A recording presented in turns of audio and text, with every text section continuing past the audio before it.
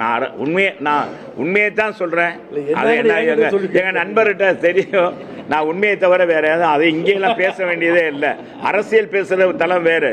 ஆனா இங்கே என்னன்னா, இந்த மதுரையை வளர்ச்சி பாதையில் கொண்டு வந்து இந்த 10 ஆண்டுகளில் தான் பல்வேறு வளர்ச்சி பணிகள். நமக்கு பார்த்தீங்கன்னா இங்கெல்லாம் சாலை வசதி, ஃபேவர் பிளாக் சாலை விட்டுருக்கோம்.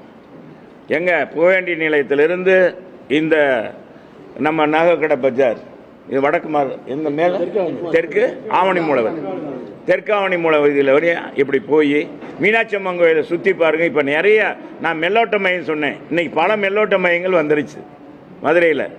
இதெல்லாம் வித்துட்டது அண்ணா திராவிட முன்னேற்ற கழக அரசு. மதுரையை இன்னைக்கு வளர்ந்திருக்க நகரமாக எல்லாரும் கேலி கிண்டல் பண்ணிச்சுனாங்க.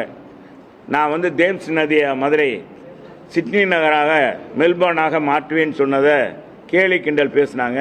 எடுத்தோடனே மெல்பர்னும் சிட்னி எடுத்தோடனே